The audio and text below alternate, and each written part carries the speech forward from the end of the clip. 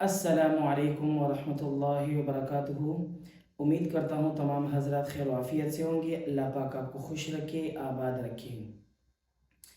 اللہ تعالیٰ نے 1,24,000 کم و بیش انبیاء کرام مبعوث فرمائے اس دنیا میں انسانوں کی ہدایت کے لیے۔ ہر نبی اپنے دور میں آتے رہیں اور وقت کے نبی اپنی امت کو بتاتے رہیں کہ لوگوں کو کلمہ پڑھ لو، مسلمان ہو جاؤ گے۔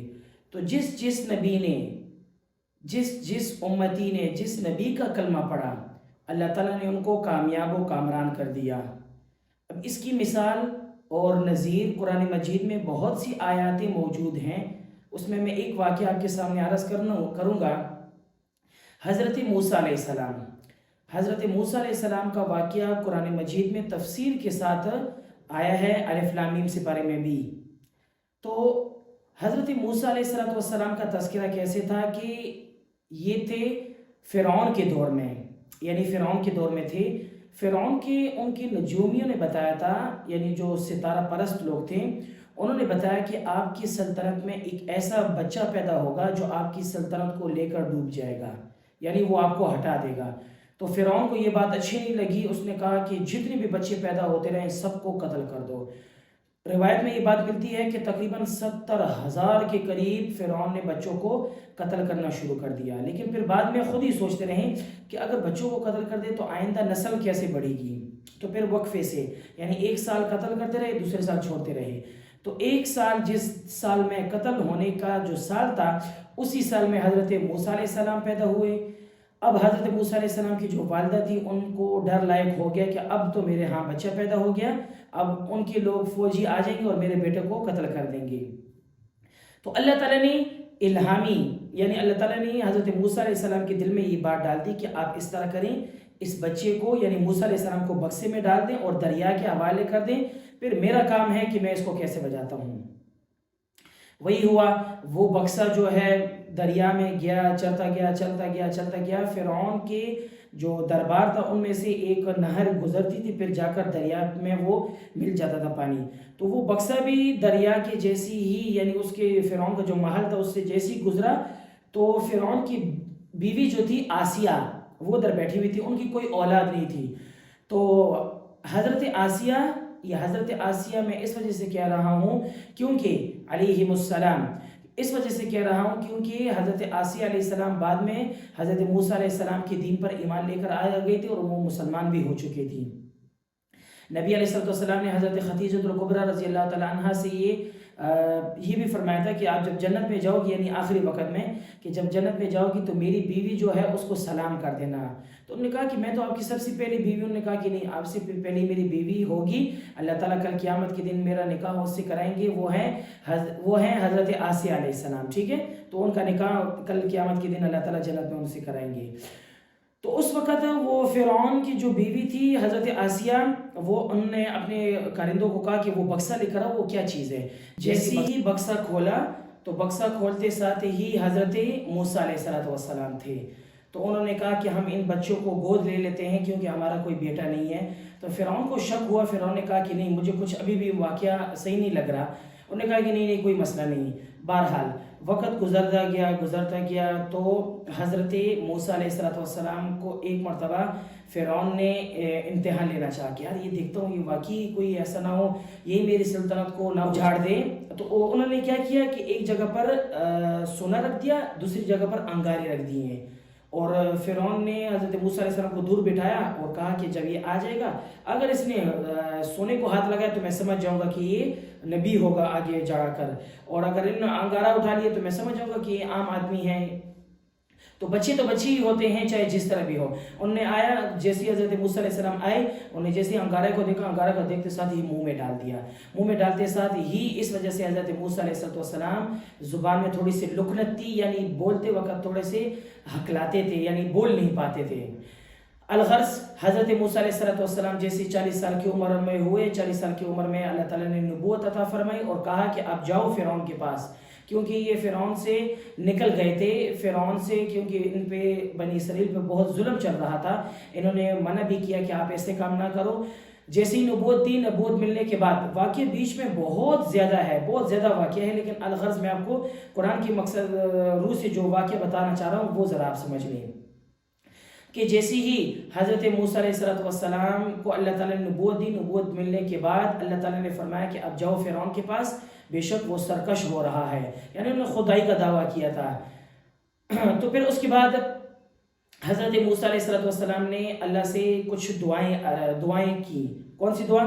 قال رب اشرح لی صدری ویسر لی امری واحلل عقدۃ من لسانی یفقہوا قولی۔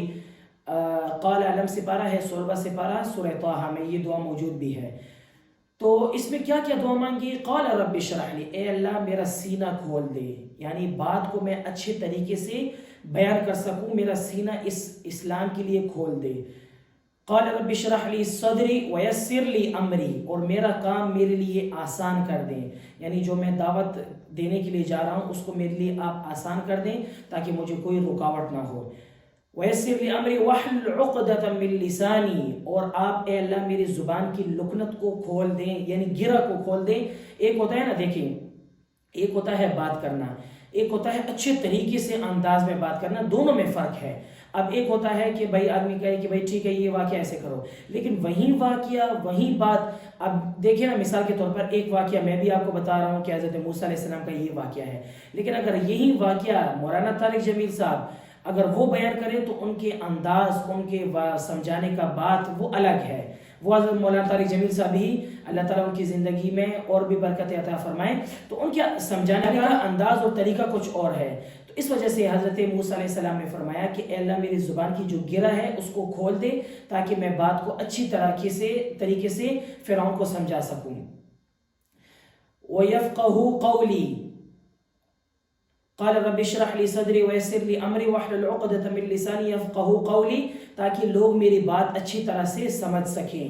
پھر آگے اللہ تعالیٰ نے فرمایا وَاجْعَلْ لِي وَزِيرًا مِّنْ أَهْلِي هَارُونَ أَخِي أُشْدُدْ بِهِ أَزْرِي وَأَشْرِكْهُ فِي أَمْرِي كَيْ نُسَبِّحَكَ كَثِيرًا وَنَذْكُرَكَ كَثِيرًا إِنَّكَ كُنْتَ بِنَا بَصِيرًا۔ اس پوری آیت میں تقریباً یہی بتایا گیا کہ حضرت موسیٰ علیہ السلام نے فرمایا کہ اے اللہ میرے ساتھ میرے بھائی یعنی ہارون علیہ السلام کو بھی میرے ساتھ کر دے، کہ جیسے دیکھیں نا اگر کوئی آدمی کسی بڑے کے پاس جا رہا ہے ملنے کے لیے، تو اگر اس کے ساتھ کوئی دوسرا بندہ بھی ہوگا تو اس کو اچھی طریقے سے بات کرنے میں آسانی بھی ہوگی، لیکن اگر اکیلا بندہ ہوگا تو وہ قدرتی بات ہے، انسان ہے ڈر جاتا ہے کہ سامنے والا کیا کرے گا۔ تو اللہ تعالیٰ نے فرمایا کہ آپ کی ساری دعائیں قبول کی، یعنی حضرت موسیٰ علیہ السلام کی لکنت بھی صاف ہو گئی، یعنی ہٹ گئی، اور بات بھی اچھی طریقے سے سمجھا سکیں، اور حضرت ہارون علیہ السلام ان کو بھی اپنے ساتھ لے لیا۔ اچھا یہاں پر پھر ایک اعتراض بھی ہو سکتا ہے کہ اللہ تعالیٰ اپنے نبی کو اس انداز، پھر یہاں پر ایک اعتراض بھی یہ نہیں کرنے لوگ کریں گے آپ کو، میں اس وجہ سے آپ کو یہ بتا رہا ہوں کہ نبی علیہ حضرت موسیٰ علیہ السلام کی زبان میں لکنت تھی، تو اللہ تعالیٰ نے لکنت یہ کیوں کر دی؟ آگے جا کر اللہ تعالیٰ نے یہ لکنت ختم بھی کرا دی، آگے قرآن مجید کی آیت میں یہ بات موجود بھی ہے۔ تو حضرت موسیٰ علیہ السلام نے پھر ان کو سمجھایا، فرعون کو کہا کہ دیکھو ایک اللہ کو ماننے والے بن جاؤ، سمجھ میں آ رہی ہے، ایک اللہ کو مانو اور مجھے نبی تسلیم کر لو۔ تو فرعون نے کہا کہ نہیں میں آپ کی بات کو نہیں مانتا، یہ ہے وہ ہے، طرح طرح کی باتیں کرتے رہے، اور کہا کہ ٹھیک ہے ہم ایک میدان لگاتے ہیں، میدان میں دیکھتے ہیں کون کس کے مقابل میں آتا ہے۔ حضرت موسیٰ علیہ السلام کو اللہ تعالیٰ نے دو نشانیاں عطا فرمائی تھی۔ ایک نشانی یہ کہ جیسے ہی بغل حضرت موسیٰ علیہ السلام جیسے ہی بغل اندر کرتے ہاتھ کے اندر، تو جیسے ہی باہر نکالتے تو وہ سفید چمکتا ہوا ہوتا تھا، چمک رہا ہوتا۔ دوسری نشانی یہ عطا فرمائی تھی کہ جیسے ہی وہ اپنی عصا کو زمین پر پہنتے وہ بڑا اژدہا بن جاتا۔ تو حضرت موسیٰ علیہ السلام نے کہا کہ ٹھیک ہے، تو ایک محفل سجائی گئی، لوگ اس سال میں جمع ہو گئے۔ جمع ہونے کے بعد فرعون نے اپنے جادوگروں کو بلایا، اور جادوگر تقریباً 20-22 کے قریب جادوگر تھے۔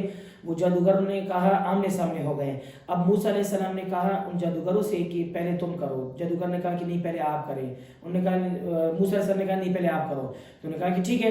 انہوں نے جادوگروں نے جیسے اپنی عصا پھینک دیا تو وہ لوگوں کے دھوکہ دینے کے لیے وہ رسیاں جو تھی نا، رسیاں وہ ہلنے لگی، حالانکہ سانپ وغیرہ کچھ بھی نہیں تھا، لیکن لوگوں کو آنکھوں کو دھوکہ دینے کے لیے، جیسے جادوگر ہوتے ہیں نا، جادوگر ہمارے سامنے کچھ کر رہا ہوتا ہے کرتب، ہمارے سامنے ٹوپی سے ہی وہ کوئی یعنی کبوتر نکال دیتا ہے، ہم کہتے ہیں بھائی کبوتر کہاں سے آیا، تو وہ ہماری نظروں کا دھوکہ ہوتا ہے، یعنی ہماری نظر پر وہ ایسا کچھ پردہ کر دیتا ہے کہ ہم تو یہی سمجھ رہے تھے کہ کبوتر ہے، حالانکہ وہ کچھ نہ کچھ کر رہا ہوتا ہے.